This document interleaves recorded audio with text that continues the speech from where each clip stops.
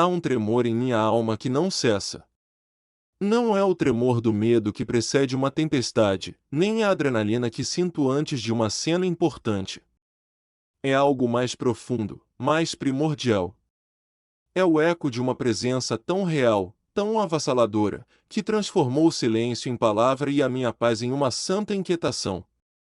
Por anos, tive o privilégio indescritível de emprestar meu rosto e minha voz a ele na tela.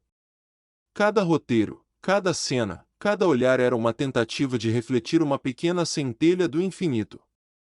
Eu acreditava que o desafio era esse, representá-lo da forma mais fiel possível. Mas eu estava enganado. O verdadeiro desafio, a verdadeira aprovação, veio depois. Veio quando, há algumas noites, em meio à quietude de uma capela, foi ele quem emprestou sua voz ao meu coração. E o que ele me disse sobre a sua igreja? Sobre nós. Mudou tudo. Não me entenda mal. Não recebi uma profecia sobre datas ou eventos cósmicos. Recebi algo muito mais íntimo e, francamente, muito mais aterrorizante, um vislumbre do seu sagrado coração, um olhar sobre a sua noiva através dos seus próprios olhos cheios de amor e de dor. Este chamado que carrego, de interpretá-lo, tornou-se, ao longo do tempo, menos uma profissão e mais uma forma de oração, um caminho de ascese. Ele me forçou a confrontar a dissonância gritante entre o amor incondicional que eu tentava retratar e o que eu via no mundo, e mais dolorosamente, dentro da nossa própria casa, a igreja.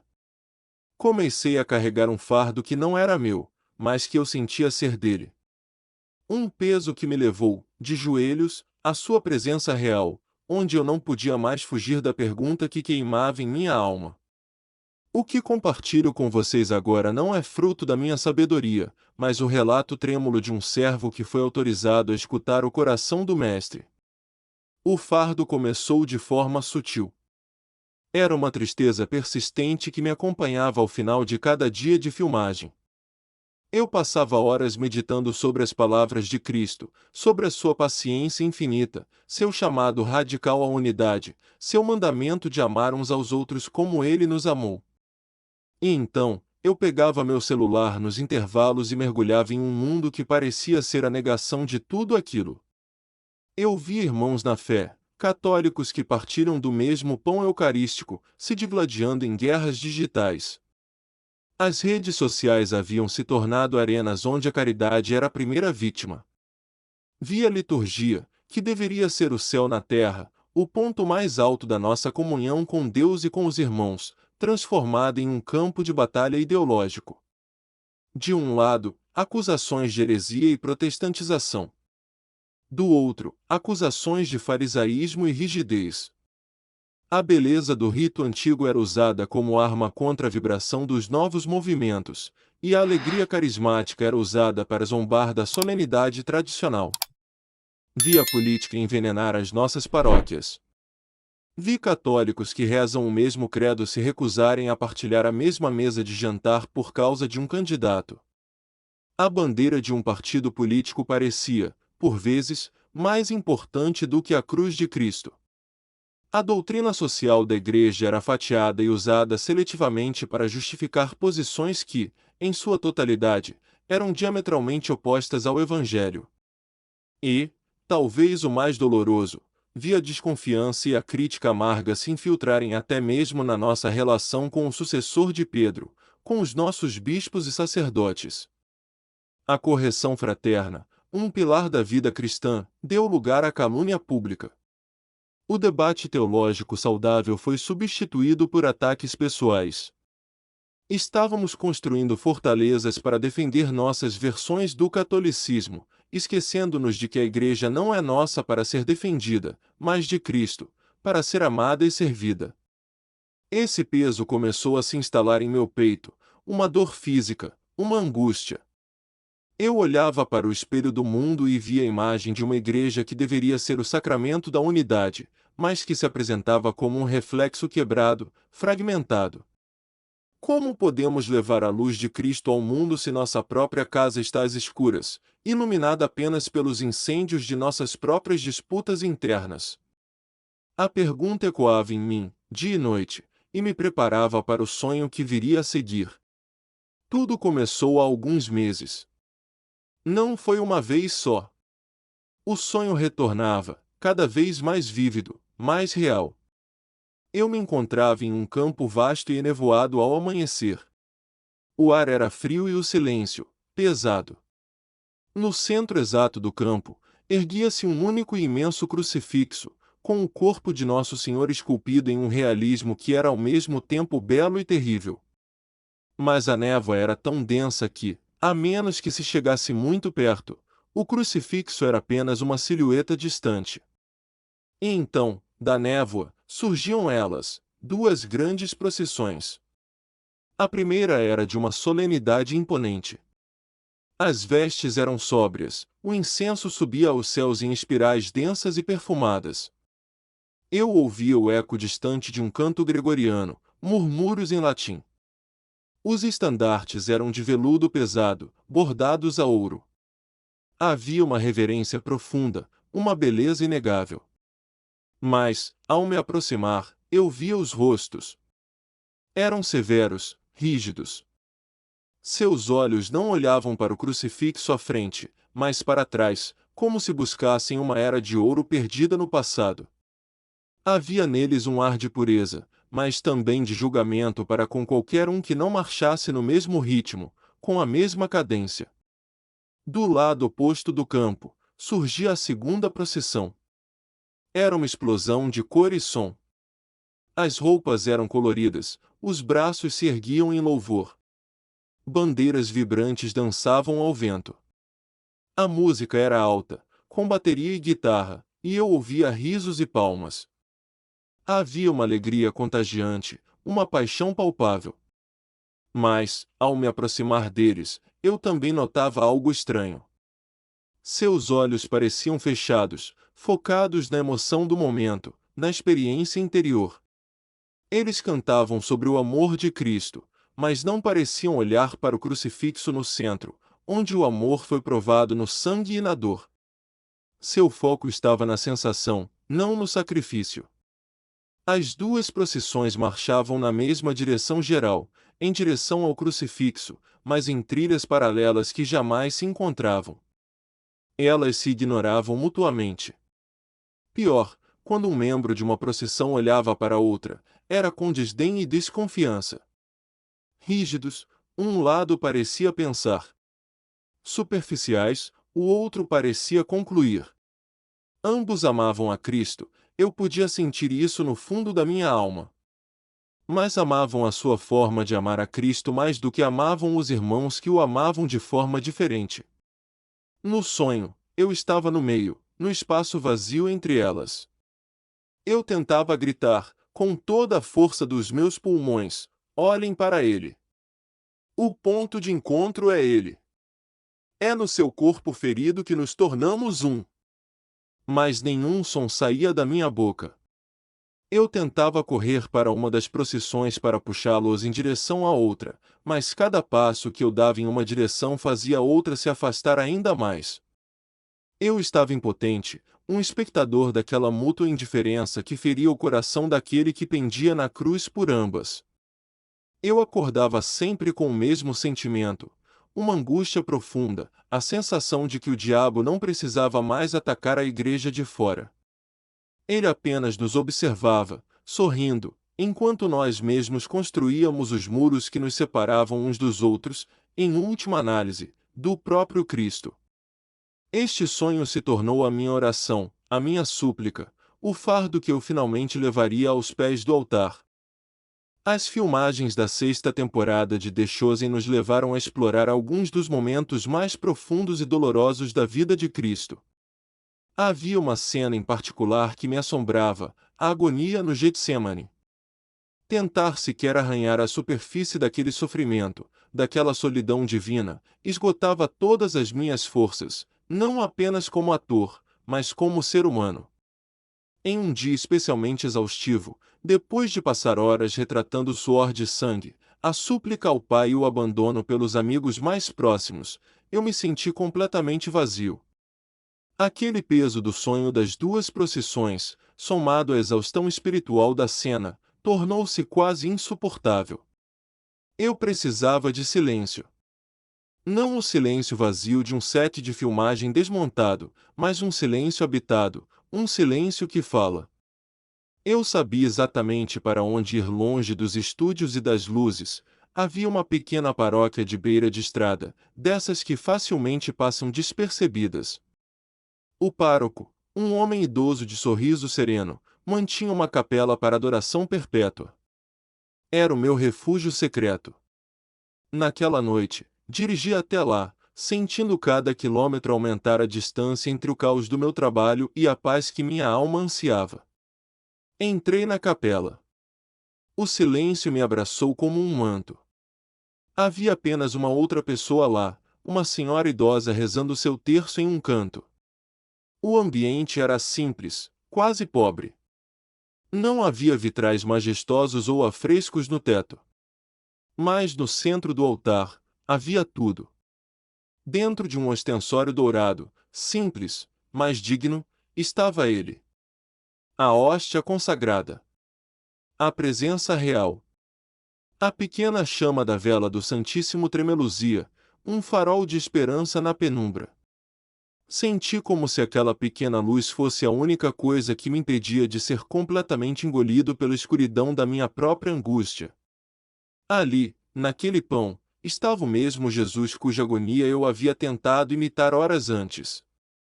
Mas ali ele não estava em agonia.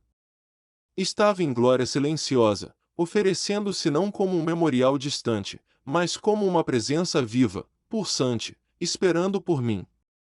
Ajoelhei-me no último banco, a madeira fria rangendo sob o meu peso, e finalmente me permiti desmoronar.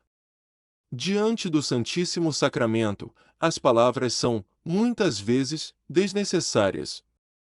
O primeiro momento é sempre de silêncio, de simplesmente estar ali, permitindo que a sua presença acalme a tempestade interior. Mas naquela noite, a tempestade era forte demais. As palavras começaram a jorrar da minha alma, não como uma oração eloquente, mas como o balbuciar de uma criança que corre para os braços do pai depois de se machucar. Senhor, eu não aguento mais, sussurrei na quietude da capela. Eu passo os meus dias tentando mostrar o teu rosto ao mundo, mas eu mesmo estou perdendo a tua visão. Eu vejo tanta divisão, tanto ódio.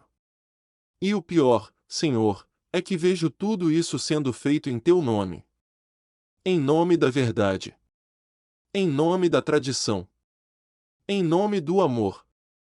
Derramei diante dele as imagens que me assombravam. Não eram mais conceitos abstratos, eram rostos, histórias. Falei do jovem que me escreveu dizendo que abandonou a igreja porque não suportava mais ver seus pais, que frequentavam a mesma paróquia, se tratarem como inimigos políticos. Falei da comunidade online que eu vi destroçar a reputação de um bom sacerdote porque sua homilia não se alinhava perfeitamente com a ideologia deles. Senhor, o que sentes ao ver teus filhos, que recebem o mesmo pão da vida, usarem tuas palavras como pedras para atirar uns nos outros? O que sentes quando a tua cruz, sinal de salvação e unidade, é erguida como um estandarte de guerra de uma facção contra outra? Nós estamos falhando, Senhor. Eu estou falhando. Estou tão focado em interpretar o teu amor que talvez esteja me esquecendo de como vivê-lo. A minha oração era um emaranhado de confissão e súplica. Confessei as vezes em que eu mesmo me senti superior, em que julguei um irmão por sua forma de rezar ou por suas opiniões. Pedi perdão pela minha própria contribuição, mesmo que silenciosa, para essa cultura de divisão. Eu olhava para a hóstia e pensava, tu te fazes tão pequeno, tão vulnerável, um pedaço de pão, para nos unir. E nós pegamos este dom sublime e o transformamos em um motivo de contenda. Como isso é possível? A dor do meu peito era a dor da traição. Não a traição dramática de Judas, mas a traição cotidiana e sutil de Pedro, a de professar amá-lo com os lábios, mas negá-lo com atitudes que ferem o seu corpo, que é a igreja. Eu estava ali, um ator que interpreta Jesus, percebendo que, na vida real, muitas vezes eu era mais parecido com os discípulos medrosos e divididos do que com o mestre que eu representava. Depois que as lágrimas secaram e as palavras se esgotaram, um novo tipo de silêncio se instalou. Não era mais a minha angústia que preenchia o espaço, mas uma expectativa reverente. Eu sentia, com uma certeza que transcendia a razão, que ele estava me escutando. E mais, que ele queria me responder. Foi então que a oração mudou. Não era mais sobre mim, sobre a minha dor ou a minha confusão. Era sobre ele. Um desejo profundo, uma necessidade visceral de entender o que se passava no seu coração eucarístico. Fixei meu olhar no ostensório, naquele pequeno círculo branco de pura luz. E a pergunta final brotou, não da minha mente, mas do fundo da minha alma, como um grito. Meu Senhor e meu Deus, rezei, ecoando as palavras de Tomé, sei que tu estás aqui. Sei que a tua volta gloriosa é certa. As profecias, os sinais. Tudo isso está nas mãos do Pai. Mas a minha alma anseia por saber algo diferente. Algo que só o teu coração pode me revelar.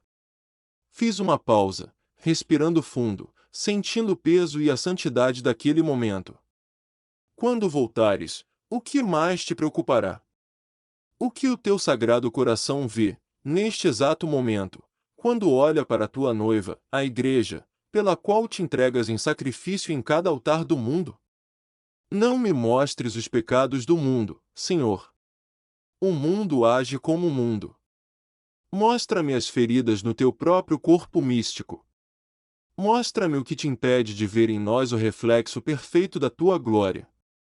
O que, em nós, mais aflige o teu amor. No instante em que a última palavra deixou meus lábios, um silêncio ainda mais profundo tomou conta da capela. Não era um silêncio vazio, mas um silêncio denso, carregado de significado. A pequena chama da vela pareceu parar de dançar. E eu soube, com cada fibra do meu ser, que o véu entre o céu e a terra estava prestes a se tornar muito, muito fino. Eu havia feito a pergunta.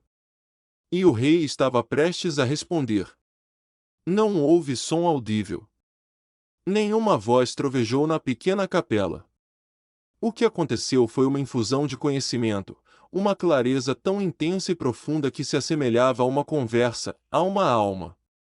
As palavras formavam-se em meu coração, não como pensamentos meus, mas com a autoridade inconfundível e o timbre amoroso do Mestre. E enquanto ele falava, imagens vívidas se desdobravam em minha mente, ilustrando cada chamado com uma precisão dolorosa. A primeira coisa que senti foi uma onda de amor, uma compaixão tão vasta que me esmagou. Ele não estava zangado. Estava sofrendo. Como um noivo que olha para sua noiva amada e a vê cobrindo a beleza do vestido nupcial com trapos sujos, sem sequer perceber. Meu filho, a voz ressoou em meu interior, gentil, mas firme. Você perguntou o que aflige o meu coração. Vou lhe mostrar. Não para condenar, mas para curar. Não são 7 condenações, mas 7 convites urgentes à conversão. 7 caminhos de volta para o meu coração. Escute com atenção, pois esta mensagem não é apenas para você, mas para todos os que carregam o meu nome. O primeiro chamado é este: meus filhos amam a verdade, e isso é bom, pois eu sou a verdade. Mas muitos transformaram a verdade, que é uma pessoa a ser amada, em um sistema a ser dominado, ou pior, em uma arma a ser empunhada contra seus irmãos. A imagem que vi foi a de uma vasta biblioteca, com prateleiras que iam do chão ao teto, repletas de obras de teologia, filosofia, apologética e documentos do magistério. Vi homens e mulheres com olhares inteligentes, citando de cor o catecismo, Santo Tomás de Aquino, os padres da Igreja. Eles podiam defender cada dogma com uma lógica impecável. Podiam identificar uma heresia a quilômetros de distância. Havia um zelo pela ortodoxia que era, em si, admirável. Mas então a imagem mudou. Vi os corações dessas mesmas pessoas. Muitos deles estavam frios, secos como pergaminho. Vi-os saindo de um debate online onde venceram um argumento sobre a fé, apenas para tratar o cônjuge com aspereza e impaciência minutos depois. Vi-os defender a santidade da vida no útero com fervor, mas olhar com desprezo para o imigrante pobre na porta de sua igreja. Eles conheciam a letra da lei, mas haviam esquecido o espírito, que é a caridade. Eles estudam sobre a minha misericórdia, continuou a voz em meu coração, mas se recusam a estendê-la a quem os ofendeu. Eles memorizam meus ensinamentos sobre a humildade, mas seus discursos são inflados de orgulho intelectual. Transformaram a casa do meu pai, que deveria ser um lar para todos, em um tribunal onde eles são, ao mesmo tempo, promotores, juízes e júri. Eles se esqueceram do que o meu apóstolo Paulo lhes ensinou, ainda que eu tivesse o dom da profecia, e conhecesse todos os mistérios e toda a ciência. Se eu não tiver amor, nada sou. A verdade sem amor é um farol que segue em vez de guiar. A sã doutrina deve ser um bálsamo que cura, não uma espada que divide. O primeiro chamado é este: voltem a amar a mim, a verdade encarnada, mais do que amam a própria capacidade de defender a verdade. O segundo chamado é para que meus filhos parem de buscar o extraordinário e redescubram a minha presença no ordinário da graça.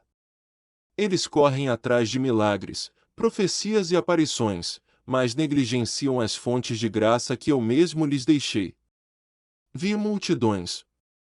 Pessoas viajando longas distâncias, gastando dinheiro que não tinham, em busca de um curandeiro famoso, de uma suposta vidente, de um evento com promessas de curas e prodígios. Havia uma fome de Deus, uma sede pelo sobrenatural que era genuína. Mas a cena mudou. Vi essas mesmas pessoas em suas paróquias, no domingo seguinte. Vi-as assistindo à Santa Missa com distração, olhando para o relógio, recebendo-me na Eucaristia de forma mecânica, sem reverência, como se fosse um rito social. O milagre dos milagres acontecia ali, no altar, eu mesmo, tornando-me pão para ser seu alimento, mas seus corações estavam em outro lugar, ainda buscando a próxima grande experiência. Vi filas de confessionários vazias, enquanto multidões se acotovelavam para receber uma bênção especial de alguém com fama de santidade. Eles buscam a minha mão que cura, mas não o meu coração que perdoa, a voz explicou com tristeza. Querem o poder que expulsa demônios, mas não a graça que transforma o próprio coração. Eles anseiam por visões do céu, mas se esquecem de que o céu desce à terra em cada missa. Eu lhes dei os sacramentos como canais certos e seguros da minha vida divina. A confissão é um encontro pessoal com a minha misericórdia, mais poderoso do que qualquer cura física. A Eucaristia é a união mais íntima possível comigo nesta vida. Por que buscam em cisternas rachadas a água viva que jorra abundantemente da minha igreja? O segundo chamado é este: não desprezem os meios ordinários que eu lhes dei. Voltem aos sacramentos. Encontrem-me na missa, na confissão, na simplicidade da oração diária. É no ordinário da fidelidade que os milagres mais extraordinários, os da conversão do coração, acontecem. O terceiro chamado é um despertar do conforto para a missão. Muitos dos meus seguidores transformaram a fé em um clube privado, um refúgio seguro para si mesmos, esquecendo-se de que eu os chamei para serem sal da terra e luz do mundo. Eles construíram uma igreja de portas fechadas. A visão foi chocante. Vi paróquias belíssimas, com ar-condicionado, bancos acolchoados e sistemas de som de última geração. Vi comunidades com uma vida interna vibrante, grupos de oração, pastorais, eventos sociais. Tudo parecia perfeito. Mas então a câmera da minha alma se afastou. Do lado de fora dos muros da igreja, vi a realidade. Vi jovens perdidos nas drogas, sentados na calçada. Vi famílias desestruturadas pela pobreza. Vi a solidão nos olhos dos idosos em asilos próximos. Vi a confusão e o desespero de um mundo que anseia por esperança. E as portas daquela bela igreja estavam fechadas para eles. Não fisicamente, talvez, mas cultural e espiritualmente. A mensagem implícita era: se você se limpar, se você se ajustar aos nossos costumes, então talvez você seja bem-vindo. Eles rezam pela paz mundial dentro de seus templos, mas não atravessam a rua para serem pacificadores em sua vizinhança, a voz lamentou. Eles fazem doações para missões em terras distantes, o que é bom, mas ignoram o campo missionário que é o seu próprio local de trabalho, a sua própria família. Eles transformaram o Evangelho, que é uma boa nova a ser proclamada dos telhados, em um plano de bem-estar pessoal. Eles se esqueceram das minhas palavras: eu não vim para os sãos, mas para os doentes. A igreja não é um museu para santos, mas um hospital de campanha para pecadores. O terceiro chamado é este: como meu servo Francisco em Roma lhes diz incansavelmente, sejam uma igreja em saída. Abram as portas. Saiam de suas sacristias e de seus grupos confortáveis. Vão para as periferias, não apenas as geográficas, mas as existenciais. Levem o bálsamo da minha misericórdia para onde há feridas. Sejam as minhas mãos e os meus pés no mundo. O quarto chamado é o mais doloroso para o meu coração, pois atinge a essência do que a igreja deve ser. Meus filhos estão mais divididos do que o mundo que eu os chamei para unir. Eles fizeram do corpo que eu entreguei por eles um motivo de guerra. Aqui, a dor na voz tornou-se quase palpável. Eu vi o sonho das duas procissões novamente, mas com mais detalhes. Vi blogueiros católicos usando a teologia para humilhar e destruir a reputação uns dos outros. Vi youtubers se autoproclamando os únicos defensores da fé, tratando o Papa e os bispos com um desprezo que chocou a minha alma. Vi fiéis se recusando a receber a comunhão das mãos de um sacerdote por razões políticas. A visão mais dilacerante foi a de uma família à mesa de domingo. O pai e o filho não se falavam. Um acusava o outro de ser modernista, comunista. O outro retrucava, chamando o pai de rígido, pré-conciliar. A Eucaristia que eles haviam recebido juntos, horas antes, não havia conseguido construir uma ponte sobre o abismo de suas ideologias. Eu rezei ao Pai, na noite antes da minha paixão, que todos sejam um, como tu, Pai, estás em mim e eu em ti. Para que o mundo creia que tu me enviaste, a voz me lembrou, carregada de emoção. A unidade não é uma opção. É o meu testamento. É a condição para que o mundo creia. Como o mundo crerá em um Deus de amor se aqueles que se dizem seus seguidores se odeiam? Eles permitem que as filosofias do mundo, direita e esquerda, progressismo e tradicionalismo, se tornem mais importantes do que a sua identidade fundamental em mim. Eles se esqueceram de que não há judeu nem grego, não há republicano nem democrata no meu reino, mas apenas filhos amados do mesmo Pai. O quarto chamado é o mais urgente: parem de lutar uns contra os outros. Busquem a reconciliação. Aprendam a dialogar. Vejam a minha imagem em seus irmãos, mesmo naqueles de quem vocês discordam. Sejam, de fato e de verdade, o sacramento da unidade para o mundo. O quinto chamado é para que meus filhos parem de se esgotarem em um ativismo frenético e voltem a cultivar o ser em minha presença. Muitos estão tão ocupados fazendo coisas para mim que não têm mais tempo para estar comigo. A imagem foi a de um grande congresso católico. Luzes, música, pregadores famosos, milhares de pessoas. Havia uma energia incrível, uma organização impecável. Vi líderes de movimentos, coordenadores de pastorais, correndo de um lado para o outro, resolvendo problemas, com celulares colados às orelhas. Eles estavam, sem dúvida, trabalhando para o reino. Mas então vi o interior deles. Vi almas esgotadas, secas, vivendo à base de adrenalina espiritual. Vi uma vida de oração pessoal quase inexistente, substituída por reuniões e planejamentos. Vi a tentação sutil do sucesso, do reconhecimento, de medir a eficácia de um ministério pelo número de seguidores ou pelo tamanho do evento. O fazer havia sufocado o ser. Eles correm o risco do que a minha serva Teresa de Calcutá chamava de a heresia da ação, a voz explicou. Eles se esquecem de que a fecundidade de qualquer apostolado não vem de suas estratégias ou de seu esforço, mas de sua união comigo. Como a videira e os ramos. Um ramo cortado pode ser usado para fazer muitas coisas, mas nunca dará fruto. Eles buscam a minha glória, mas, sutilmente, começam a buscar a glória de seu próprio movimento, de seu próprio ministério. Competem uns com os outros em vez de colaborar. O quinto chamado é um convite a voltar à fonte, à oração pessoal e silenciosa. A adoração eucarística. A lectio divina.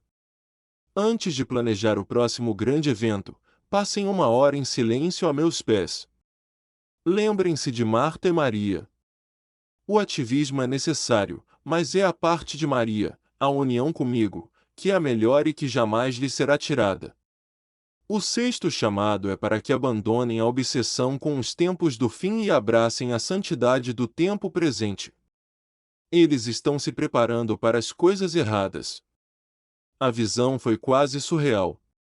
Vi pessoas estocando comida enlatada e água em porões, preparando-se para um colapso social. Vi outras mergulhadas em sites e livros sobre profecias, tentando decifrar os 3 dias de escuridão, a identidade do anticristo, a data exata do aviso. Havia um clima de medo, de pânico, uma espiritualidade de sobrevivência. Enquanto isso, a câmera da minha alma mostrava o que elas estavam negligenciando. O marido que estocava comida não tinha paciência para ouvir a esposa. A mulher que estudava profecias não tinha tempo para ajudar o filho com o dever de casa.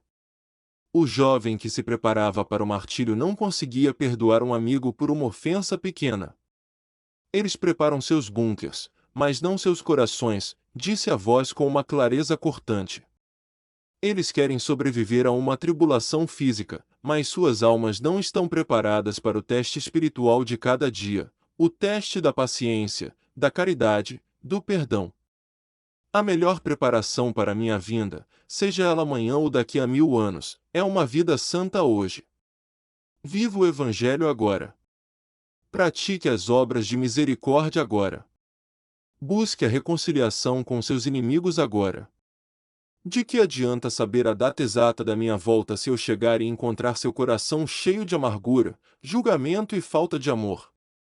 O sexto chamado é este: parem de olhar ansiosamente para o horizonte e orem para o chão que vocês pisam. A santidade não está em decifrar o futuro, mas em amar no presente. Preparem suas almas. Esse é o único preparo que importa. E o sétimo chamado, o que resume todos os outros, é este: meus filhos vivem como se eu fosse um rei distante que um dia retornará. Eles se esqueceram de que eu nunca parti. Eu permaneço convosco, todos os dias, até o fim dos tempos. Esta foi a revelação mais poderosa. A voz não era de um Cristo que estava no céu olhando para baixo, mas de um Cristo que estava ali, presente na hóstia, presente em meu coração, presente no mundo. Vi pessoas rezando: vem, Senhor Jesus, mas vivendo o resto do dia como se ele estivesse ausente. Elas esperavam que ele viesse consertar o mundo, em vez de serem as suas mãos e pés para consertar um pequeno pedaço do mundo ao seu redor.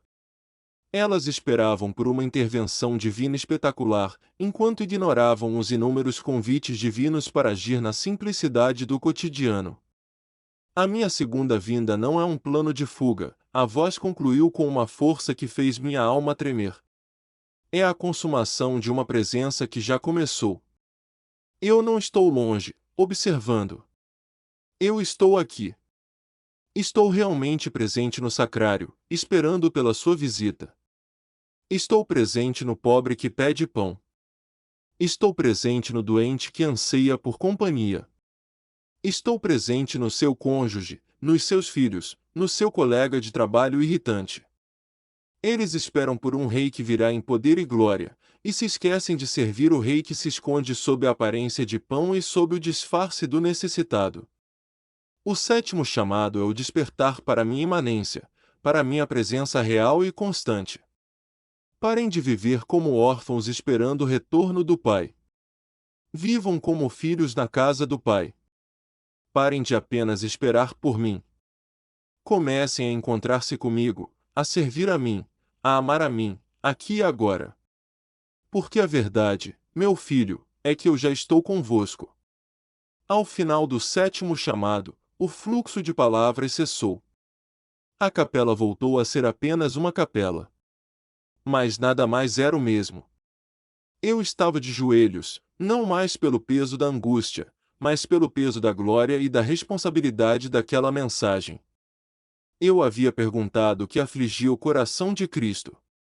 E ele, em sua infinita misericórdia, havia me respondido. O peso daquelas 7 verdades era esmagador. Meu coração doía com uma dor que não era minha, mas um reflexo da dor do coração de Cristo. Eu me sentia pequeno, culpado, parte de cada uma daquelas falhas. O silêncio que se seguiu poderia ter me esmagado em desespero, se não fosse por uma mudança sutil, mas poderosa, na presença diante de mim. A sensação de dor não desapareceu, mas começou a ser permeada por outra coisa, uma esperança tenaz, uma alegria serena, uma certeza inabalável. Era como ver o sol nascer em um campo de batalha após uma noite terrível. A devastação ainda estava lá, mas a luz prometia um novo dia. E então, a voz em meu coração retornou. Desta vez, não com a urgência de um aviso, mas com a ternura de um consolo. Meu filho, não pense que eu vejo apenas escuridão. Se eu te mostrei as feridas, é porque eu quero te mostrar também a fonte da cura. O meu coração se aflige, sim, mas ele também exulta. Deixe-me mostrar o que sustenta a minha esperança e o que deve sustentar a sua. As imagens que se seguiram não eram de grandes catedrais ou eventos de massa. Eram vislumbres da santidade escondida, do heroísmo do cotidiano. Eram como pequenas chamas de vela, que, juntas, formavam uma luz capaz de dissipar a mais densa escuridão. Vi um sacerdote idoso, curvado pelo cansaço, sentado por horas em um confessionário quente e abafado. Ele ouvia, com uma paciência infinita, os mesmos pecados, as mesmas fraquezas, e a cada absolvição, seu rosto se iluminava com a alegria de ser um canal da minha misericórdia. Ele não tinha um canal no YouTube, não escrevia livros. Seu ministério era um sacrifício silencioso, conhecido apenas por mim e pelas almas que ele restaurava. Vi uma religiosa de hábito simples trocando os curativos de um doente terminal em um hospital público. O homem, abandonado pela família, era amargo e agressivo. Mas ela não via um fardo, via a mim na sua mais angustiante desfiguração. Ela sorria, cantava baixinho uma canção a Nossa Senhora, e em suas mãos, o cuidado tornava-se uma carícia do próprio Deus. Vi uma família jovem, lutando para pagar as contas, reunida na sala de estar. O pai, exausto após um dia de trabalho, pegou o terço. Os filhos pequenos reclamaram, queriam assistir à televisão. Mas a mãe, com uma doçura firme, começou a rezar a primeira Ave Maria. E, pouco a pouco, a paz desceu sobre aquele lar, transformando-o em uma igreja doméstica. Vi um catequista em uma paróquia de periferia, usando fantoches feitos de meia para ensinar a história da Arca de Noé a um grupo de crianças irrequietas. Ele não tinha recursos, não tinha formação teológica avançada, mas tinha um amor por mim e por aquelas crianças que transbordava em cada gesto. Estes são o meu tesouro escondido, a voz ressoou, cheia de afeto. O mundo não os vê. Muitas vezes, nem mesmo a própria igreja os nota. Eles não fazem barulho. Não estão nas manchetes. Mas são eles, o exército silencioso dos fiéis, que sustentam a minha igreja com suas orações e sacrifícios. São as lágrimas de uma mãe rezando pelo filho perdido, o trabalho honesto de um pai oferecido por sua família, a fidelidade de um casal nos votos matrimoniais, a pureza de uma criança que faz a primeira comunhão. A santidade não falhou, meu filho.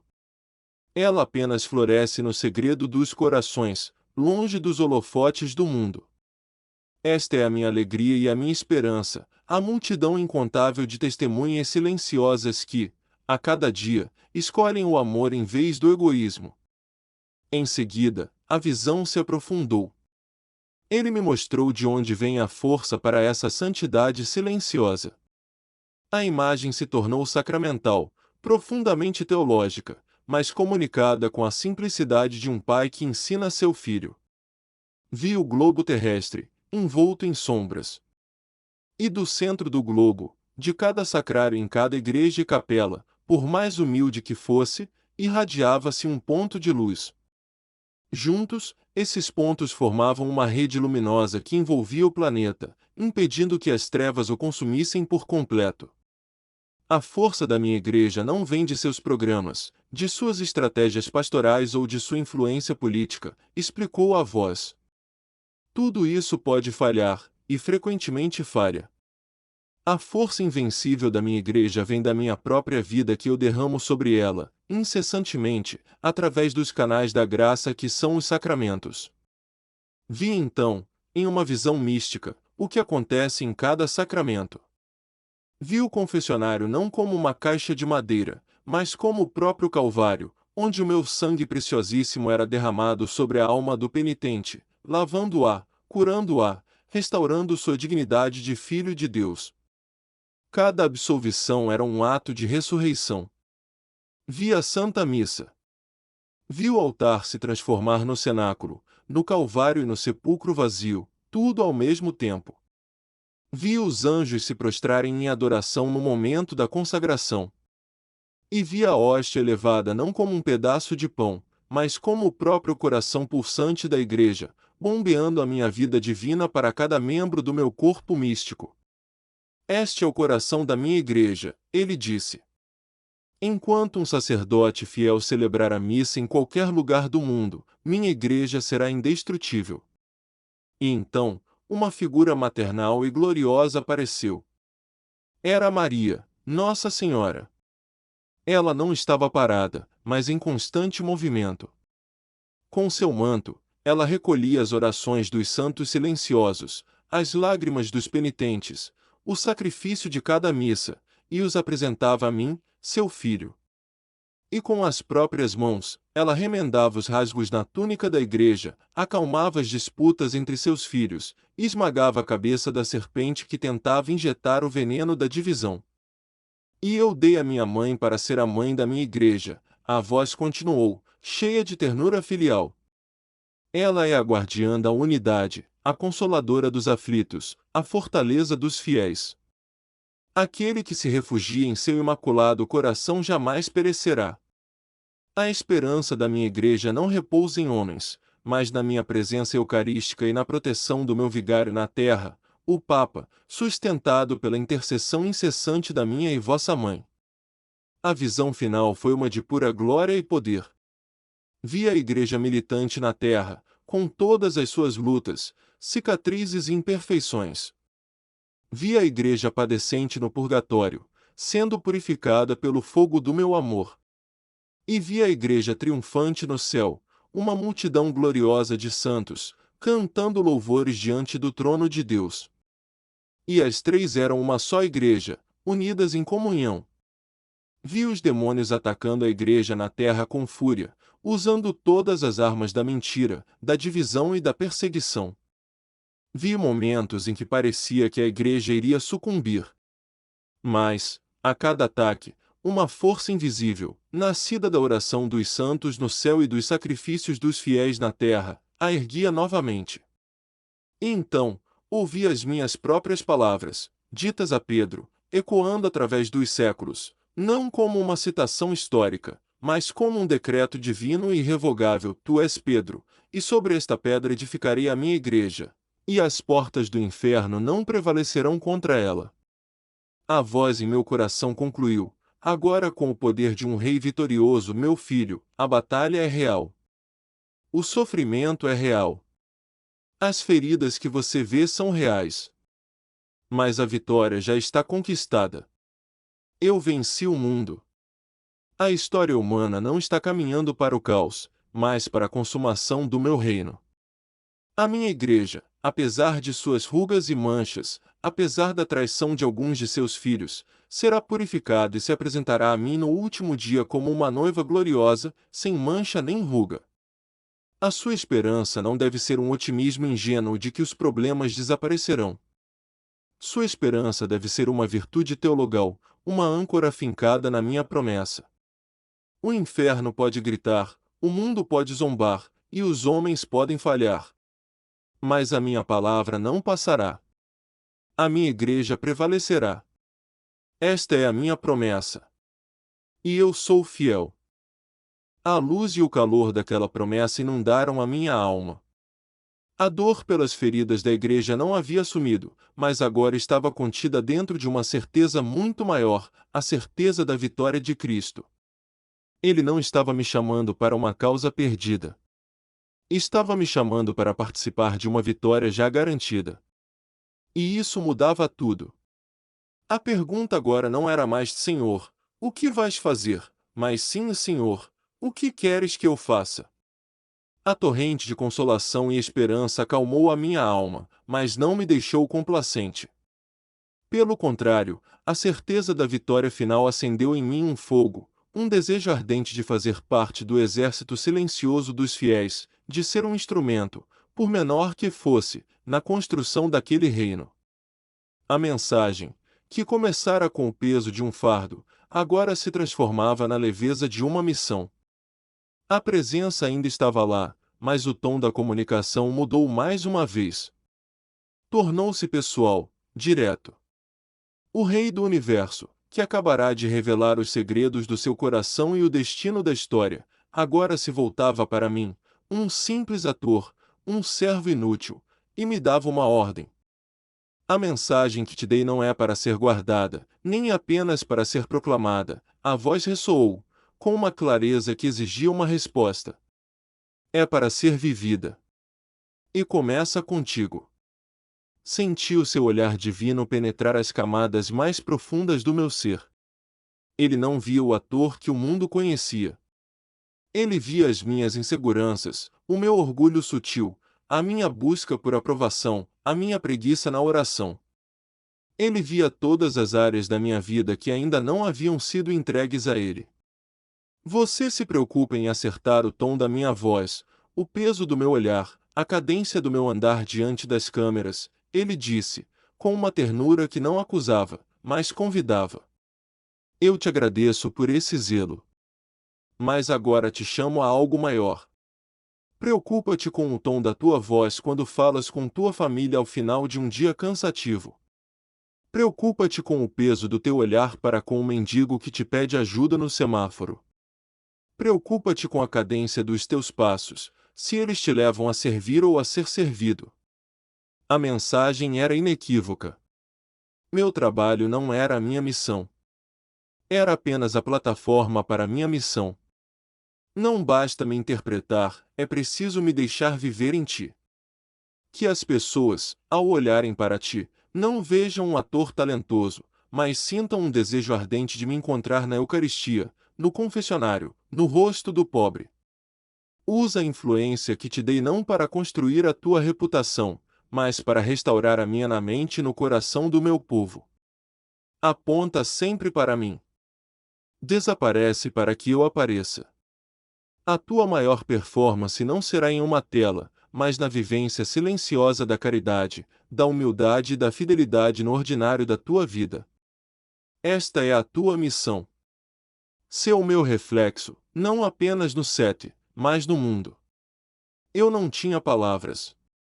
Apenas um sim silencioso, proferido no santuário do meu coração. Um sim que me assustava pela sua radicalidade, mas que me enchia de uma alegria indescritível. Eu sabia que aquela noite na capela tinha traçado uma linha na minha vida. Havia o Jonathan de antes e o Jonathan que teria que, pela graça de Deus, começar a se tornar a partir daquele momento. Enquanto eu assimilava o peso daquela missão pessoal, percebi que a mensagem não terminava em mim. Era um eco que deveria ressoar em toda a igreja. O chamado à conversão não era apenas para eles, os outros, mas para nós. A beleza da santidade não era um privilégio para poucos, mas uma vocação universal. Entendi que o Senhor não nos pede para fazer coisas extraordinárias. Ele nos pede para fazer coisas ordinárias com um amor extraordinário. A reconstrução da igreja não começará com grandes sínodos ou documentos eloquentes, mas com a decisão pessoal de cada um de nós de levar o Evangelho a sério, aqui e agora. A voz já não falava diretamente, mas o seu eco me inspirava a traduzir aqueles 7 chamados em ações concretas, simples, acessíveis a todos. Se você que me lê agora sente o mesmo fogo em seu coração, se a mesma santa inquietação te move, então este chamado é para você também.